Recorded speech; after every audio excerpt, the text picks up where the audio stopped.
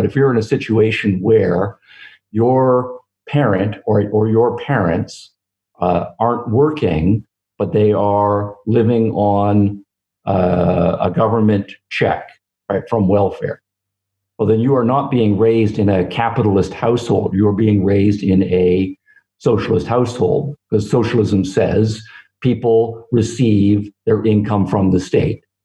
If you are going to a school that is a government-run school, not a private school, then you are in a part of the subculture that is socialism, because socialism says the government should be running the schools and children should be going to the schools.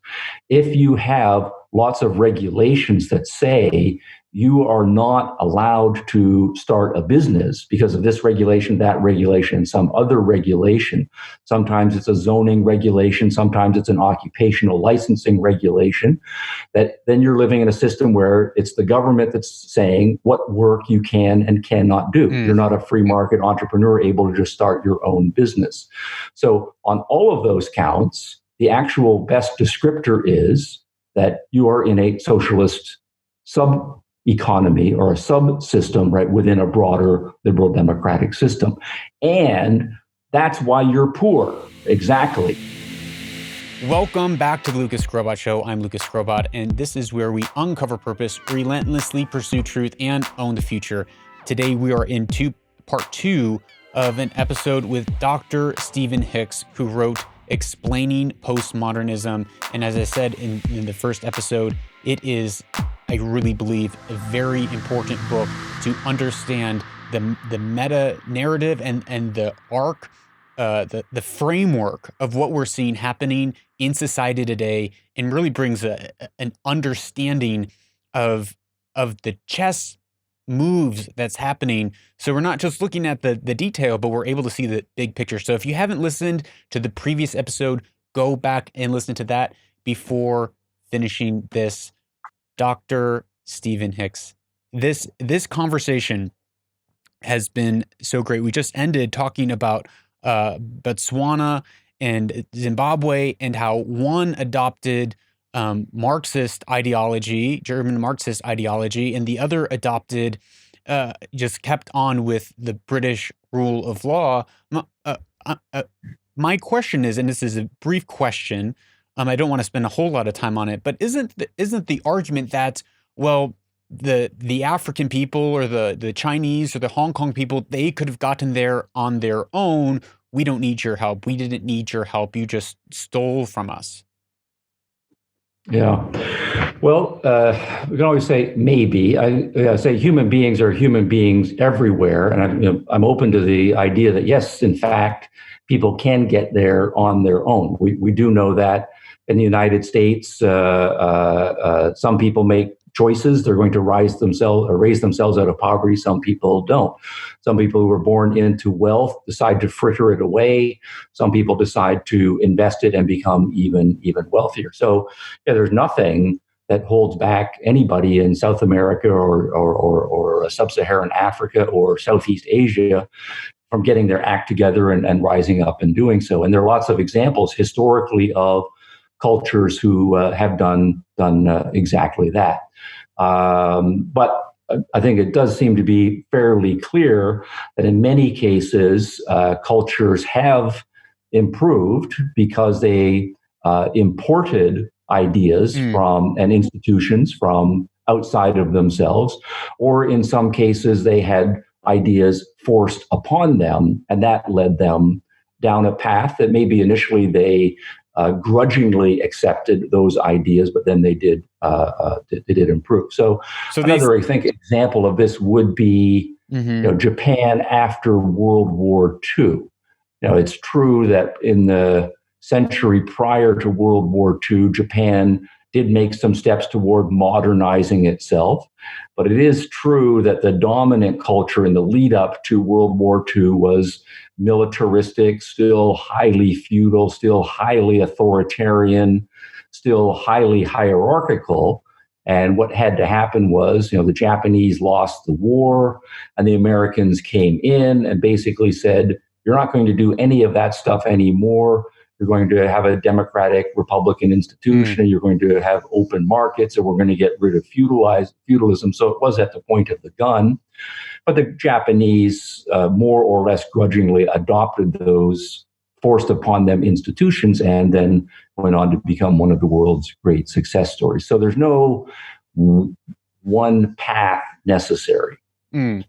So going back to Botswana in Zimbabwe, you mentioned the word Marxism and radical Marxism. And going back to the beginning of our conversation, we were talking about objective truth. You were talking about advantage versus privilege. We're talking about leveling at homonyms, and essentially playing with this rhetoric, saying that we are just a subdivision of the community that we are a part of.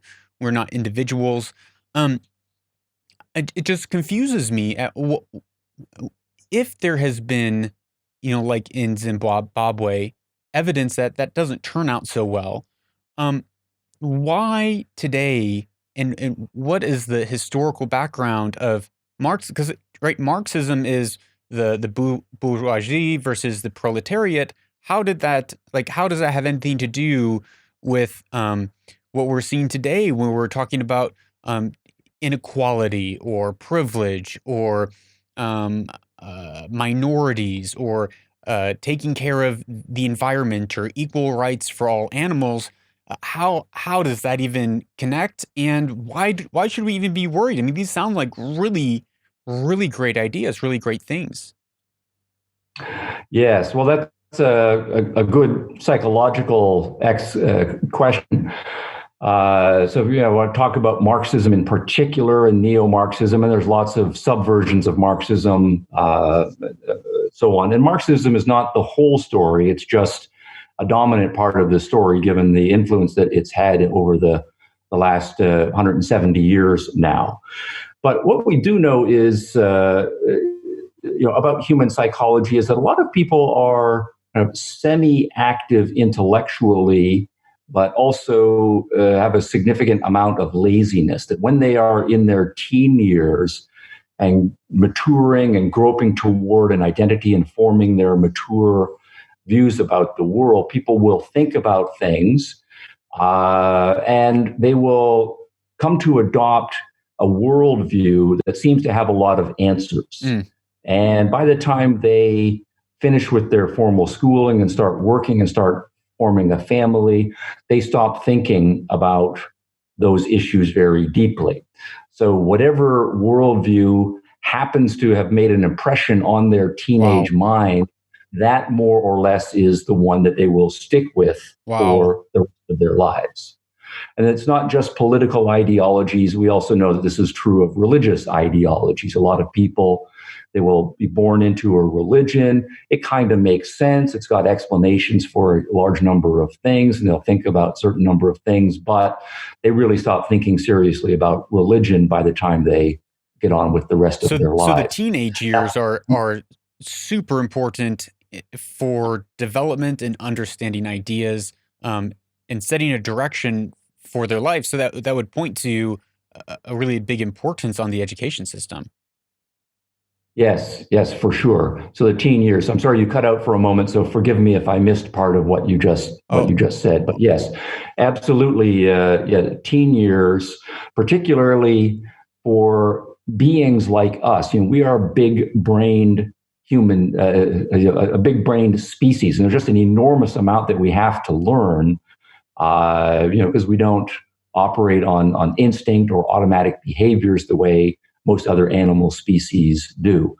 So what happens in those teen years when our brains reach mature size, and hopefully we're born in a comfortable enough circumstance where we can spend a lot of time absorbing lots of music and lots of movies and reading lots of books and having lots of conversations. That really is a decisive decade. But the other thing I wanted to say on the psychology, to go back to, is it's not only, and perhaps not even importantly, people who stop thinking seriously by the time they are 20 or so is people who become more intellectual. They become teachers and lawyers and journalists and professors and so forth. And another thing that we do know is that people, when they come across a worldview that seems to have a lot of explanations to them, and it has a normative component. It's got a sense of what's right and wrong about it, and what's important and noble and beautiful. Those things also push our buttons very deeply, and people make commitments to a worldview with a normative component. And one thing that can happen is, and it happens unfortunately with a lot of people, is people make a commitment to a worldview, and at that point, no matter what new evidence comes along and no matter what new arguments come along, they are never open to changing their minds about anything important in that worldview. And that's true of intellectuals. Now, partly this is, a matter of professional standing. So I might, if I'm a young professor, write a book or two or some articles in my early 30s. So I went and I got my PhD by the time I was in my late 20s. I'm establishing my career and I'm getting some books and articles out. But now my public reputation is tied to the positions that I took in those books. Yeah. And for the rest of my career, it's a matter of protecting my babies, right, so to speak. And we really are like mothers protecting our babies. So the idea, and this is an enormous act of courage and intellectual responsibility and honesty, if I'm now in 45, I do a serious rethinking of my younger work, and I have read more data and counter arguments and so on for me to say, I got some fundamental things wrong. I need to rethink everything through, which is exactly what intellectuals should be doing. That's a very high bar, and only few intellectuals will actually rise to it. So if you have a large number of intellectuals who, young in their career, are attracted to an ideology like Marxism, that's only one of many, they will remain Marxist and just become more sophisticated in their elaborations and after-the-fact justifications of the Marxist worldview for the rest of their careers. Now, do you see a difference between Marxism and socialism? Marxism is a species of socialism. Socialism is the broader label that says the social takes priority over the individual. Everything should be collectively organized and collectively done. Marxism is one theory about the right way to do that. Okay, and so, help me out here, because I still don't necessarily see the issue. It's like, okay, people think that the collective should be prioritized. What's the harm in that? I mean, we have the Nordic countries, we have, Sweden, we have Norway, and these are always pointed to as great countries that are using socialism today. And what's happening in America, that seems like really great things. We're focusing on gender, we're focusing on minorities. Why is there an issue? Prioritizing the collective over the individual.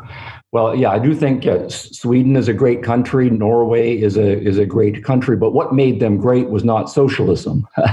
What made Sweden enormously wealthy over the course of the 20th century was that it was largely a free market liberal society that respected individuality a lot, let people create business, was open to world markets, and engaged in democratic, Republican political institutions, all of which are individualistic.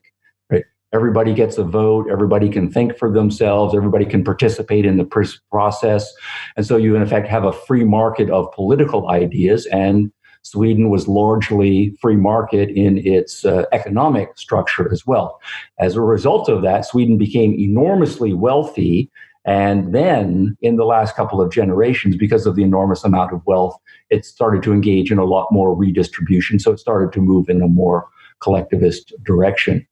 Norway is a similar situation, but Norway also had the advantage of sitting on huge piles of oil And so it was able then to bring in a huge amount of wealth from the world markets.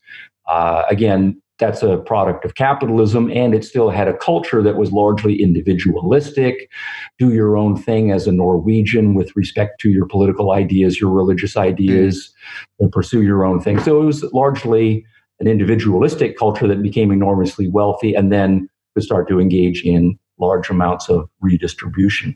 Now, my view actually right now, and I'm not an expert on this, so to take this as an educated amateur view, is that right now Sweden is a more capitalist, more individualistic nation than the United States is on controls and on the amount of redistribution. There's more of that going on in the United States right now than in Sweden, but that would take a significant amount of social science to sort it out. So yeah, right now in the United States, while the United States does have some very strong entrepreneurial, liberal, capitalist roots, it also has a huge amount of socialism, large pockets of socialism. My view is if you go into the poorest neighborhoods in the United States, the reason why they are poor is precisely that those are socialist enclaves within a broader liberal democratic society. So if you look at the large percentage of people who live in the poorest of the poor neighborhoods, they live on welfare. They are wards of the state. They get government welfare checks. They all go to government-run schools, and they are forced to go to those schools. They're not allowed to send their kids to schools that might be 2 blocks away, but those blocks are in a different zoned district, and they are not allowed to send their children to those schools. And in fact, mothers and fathers that try to do that are often arrested and fined, right, for doing so. So then isn't that an argument in for... many cases, let me say one more point, in these enclaves, they're not allowed to start their own businesses. There are barriers to entry. If I want to start a barber shop or a daycare, I'm not allowed to do so due to all kinds of regulations that are put upon me. So what you have is the opposite of any sort of free market capitalism keeping people poor. So isn't that the very argument that there is systematic racism and oppression going on in these communities? Well, it is systematic, and there is, I think, a racial component, but it's not only in those racial groups, right? It's any poor group. And so there are white poor groups, there are brown poor groups, there are black poor groups, and so forth. And in the poorer neighborhoods, they are subject to the same forces. And you're saying that this is coming from... But I do think there is a disproportionate element, and part of that is going to be due to the nature of the cultures that are involved. I do think each culture bears some responsibility for their situation, but there also are, of course, racist elements that are contributing factors. And you're saying that this is a byproduct in a system of the socialist left ideology, not of what's considered more the capitalistic right ideology. No, exactly right. So if you are in a situation and we could talk about the drug war, which would be another aspect of this. But if you're in a situation where your parent or your parents aren't working, but they are living on a government check, right, from welfare, well, then you are not being raised in a capitalist household. You are being raised in a socialist household, because socialism says people receive their income from the state. If you are going to a school that is a government-run school, not a private school, then you are in a part of the subculture that is socialism, because socialism says the government should be running the schools and children should be going to the schools. If you have lots of regulations that say you are not allowed to start a business because of this regulation, that regulation, some other regulation. Sometimes it's a zoning regulation, sometimes it's an occupational licensing regulation, that then you're living in a system where it's the government that's saying what work you can and cannot do. You're not a free market entrepreneur able to just start your own business. So on all of those counts, the actual best descriptor is that you are in a socialist sub-economy or a subsystem, right, within a broader liberal democratic system. And that's why you're poor, exactly, because you were born into that dysfunctional socialist experiment within the United States. I mean, the people who are successful are the ones who get out of those neighborhoods and go elsewhere. I mean, I know we're out of time, and I want to be respectful of your time. So many things that I could ask you. One about, Harvard trying to outlaw homeschooling, saying that they're brainwashing people, kids. I'd love to ask you about, these what's happening right now in America with widespread protest and even people rioting. It's framed that it's rioting against these capitalistic systems that have enslaved them. But it sounds like that there's been such a strong communication and narrative that's been leveled by the socialist left that they flip the script to say, like, actually your oppression is not these socialistic systems. We're actually the ones helping you. It's actually, this party over there. Yes, no, that's exactly right. Yeah, the flipping the script is good, a good metaphor. Earlier, you used the chess playing analogy. That's also good. There is strategy there. It's not just ideological blinders. There are other power control elements as well. So maybe what we should do is plan to have another conversation in 6 months or so. Yes. Yeah, the homeschooling issue. You're absolutely right. I think that's disgusting, right? The professor at Harvard, who's most associated with that, just a terrible argument that she was making. But that, I think is an example of a certain kind of snobbish elitism and paternalism from a person who is in a position of authority, coming up exactly right with an ideology and a set of policy recommendations that is just going to devastate another generation of poor people. Because she absolutely knows that the government schools in all of these poor neighborhoods are absolutely a disaster. Absolutely a disaster. There's just no excuse whatsoever for the state of those schools. And yet here we have people who are systematically opposed to school vouchers, charter schools, allowing private schools to come in, allowing poor people in those neighborhoods to start their own entrepreneurial schools, allowing parents to take charge of their own education. They are opposed to every single possible remedy to getting those people out of poverty. You might say ideological ignorance and ideological blinders goes a large way, but I don't think that explains the whole story. I think there's a huge moral failure on the part of these people to look seriously at the data, look seriously at the alternatives. So that certainly could be a whole other conversation. So I have one last closing question, and I'll let you go. On CNN, Van Jones, to paraphrase, said it's not the KKK that we need to be worried about, but it's the Hillary Clinton liberal woman, and that that every white person has a virus inside their brain that can be activated at any time. And then you also write in your book, and I believe it was Marcuse that said this, that liberating tolerance would mean tolerance of movements from the right, or it would mean intolerance of movements from the right and tolerance of movements from the left. And we mentioned flipping scripts. We mentioned this, this framework of chess playing and strategy.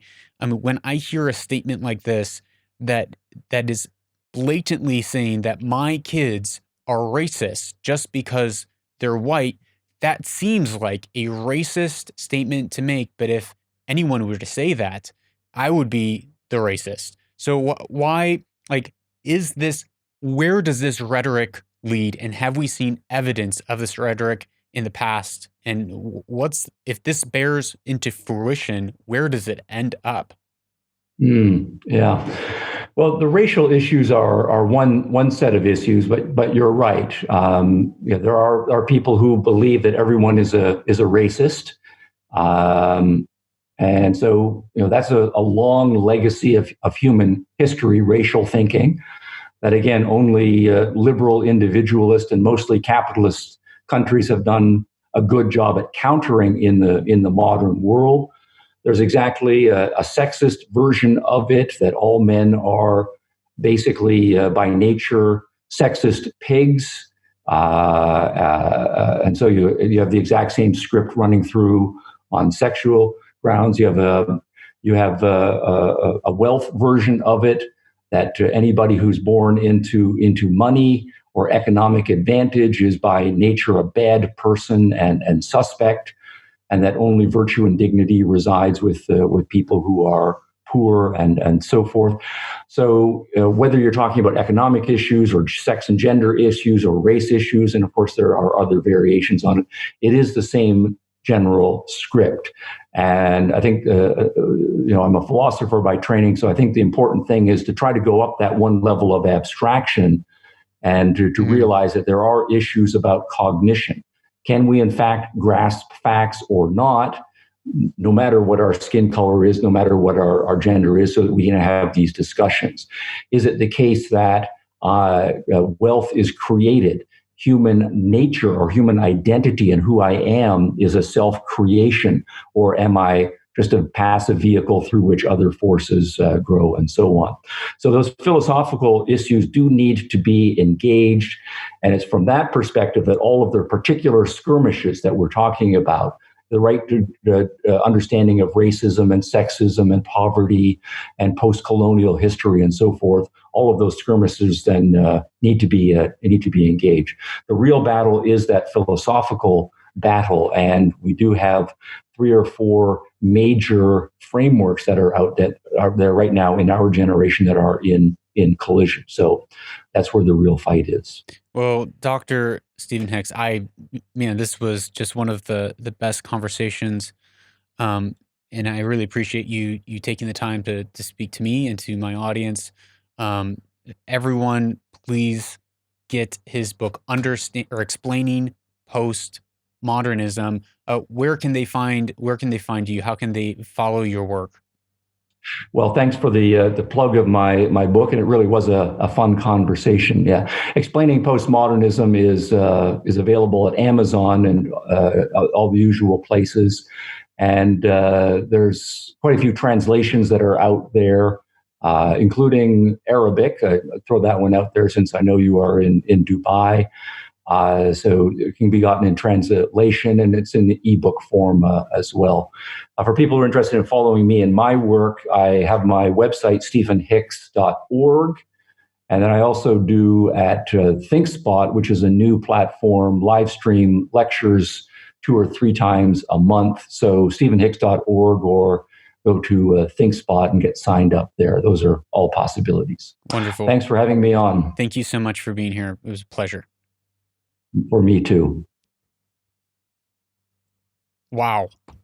That is all for our episode with Dr. Stephen Hicks. Please, I mean, when I read this book, my eyes were opened to the chess moves that I've been seen making in a new way, right? There are frameworks, there are strategies that are being played at, much higher levels, much higher abstractions, as he said, that, I think I could kind of tell that something was going on. I could kind of put language to, but when I read his book, it lays out really historically how these thoughts, how these ideas came to be, and the line by line progression all the way into how Marxism and the bourgeoisie versus the proletariat got flipped into it, because they said, wait a minute, capitalism actually does work. We're not going to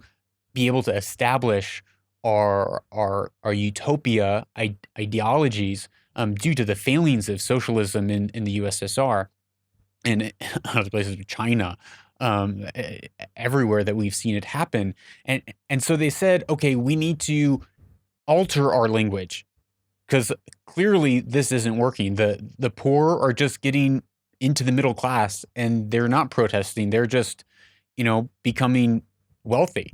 And so what they did was they said, okay, well, it's not about being rich and poor. It's about inequality. It's not about, the ruling class and the working class. It's about minorities. And they began to deconstruct all this language. They began to deconstruct everything that we hold true, that we can test, that we can know, empirical data, reason. And they said it's no longer about reason. That reason doesn't exist. That you can't even perceive the world, and any perception of the world isn't even true because it's just through your eyes, just through your senses. And how can you trust that? What's inside, what's outside? None of that is actually knowable. What is knowable? Well, will is knowable. If you're just driven by will, what else is knowable? Well, if you're passionate, if you're really passionate. And then they also said, irrationality. And so instead of basing things on reason, on empirical data, they undermine all the language to say, well, you're not actually an individual, you were just a individual. And then they actually write out, and Dr. Hicks writes about this in the book, and it's stunning that someone actually would write this onto paper, and that there would be organizations today that are actively pushing this forward into society. But they write that, the individual is just there to serve the state. And if the state determines that individual is no longer needed, then they can be done away with because they're no longer serving. And that is what we saw in the socialistic National Socialism of Nazi Germany, with millions of millions of Jews being sent to the gas chamber. That is what we saw with the gulags in Russia, where they rounded up all the intellectuals, and then all those people who overthrew the intellectuals, they were later rounded up as well. And they just kept on coming for person after person, and no one stood up and no one said anything. This is what we saw in the killing fields of Cambodia, where they took anyone who was educated, anyone that had a degree, anyone who had a teacher, anyone that had glasses that could read, they took them in mass genocide. And this is what we see time and time and time and time and time again. And I think it is so important to have a worldview, to be able to see the world clearly, to understand where do these frameworks lead us? What do these frameworks lend us to understand I was, blown away when he was talking about how there are these enclaves in America that are operating on socialism, which is the welfare system.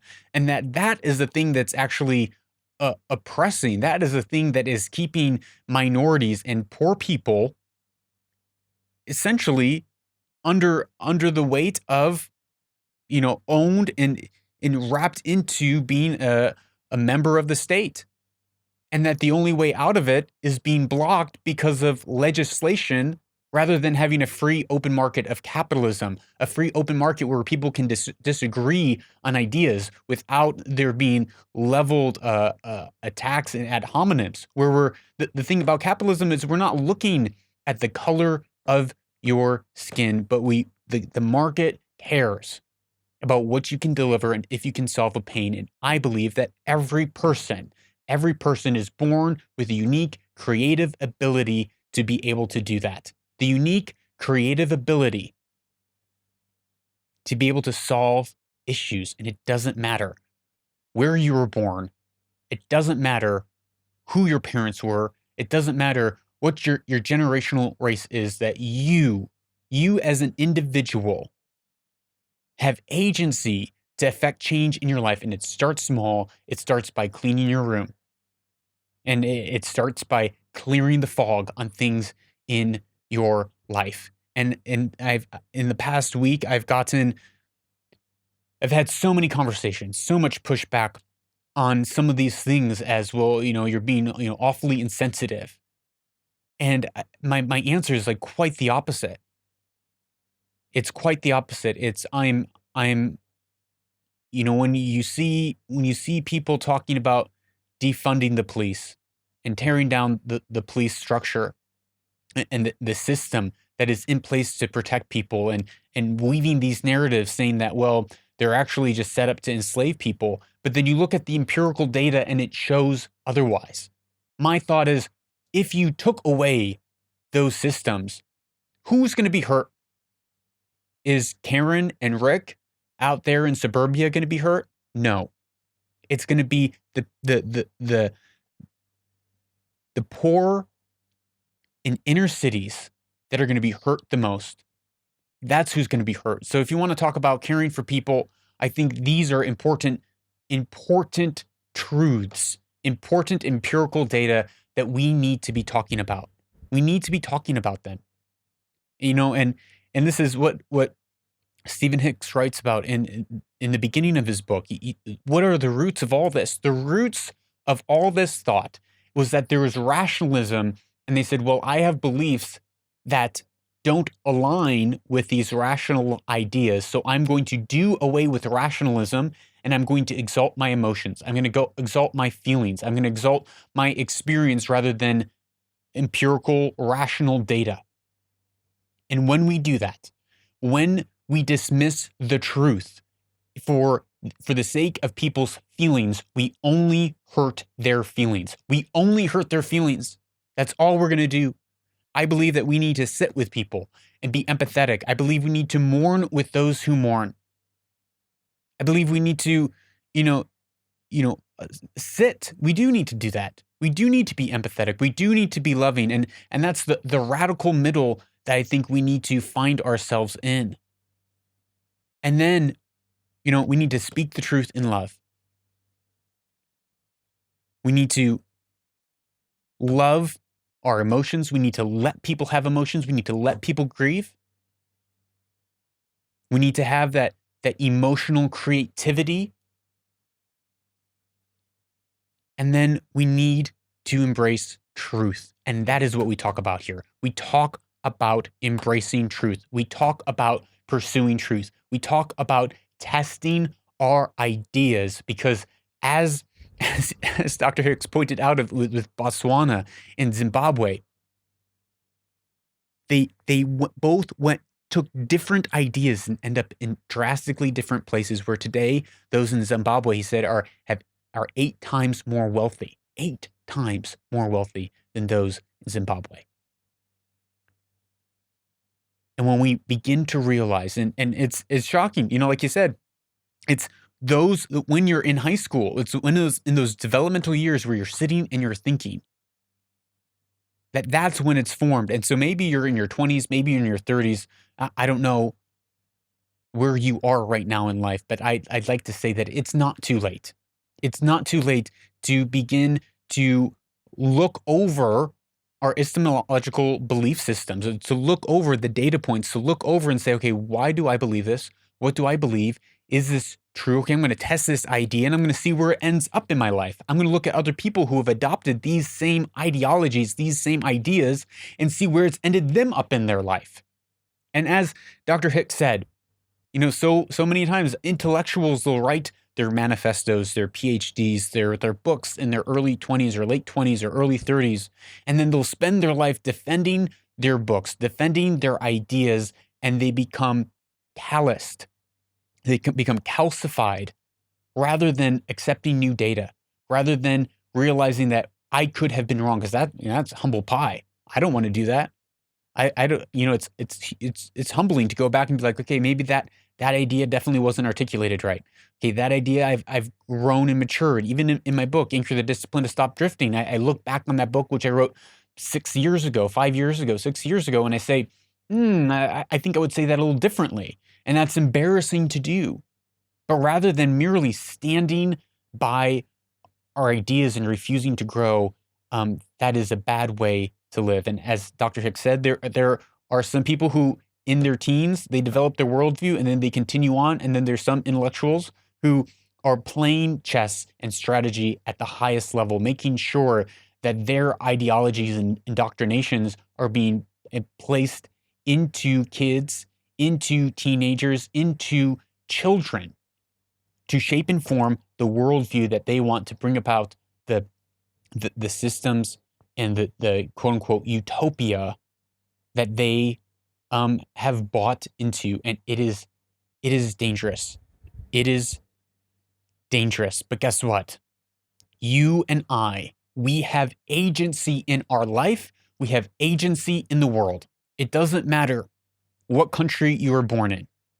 It doesn't matter whether you're in North Korea or whether you're in France or whether you're in Jeddah or Riyadh. It doesn't matter whether you're in Dubai or New York City. You have individual agency. You are a powerful individual that can make choices for your life no matter what system you're in. No matter what system you're in. You know, when I was in North Korea, it was one of the darkest, the most oppressive place that I have ever been. But without a doubt, there are people there who are choosing to have agency with their life, to take control over what they can control and make their worlds a beautiful and lovely place. And that's important. It's important to remember that there is beauty and that there is truth in the world around us. There is beauty and there is truth in you as an individual, as your friend, as your family, as your neighbor.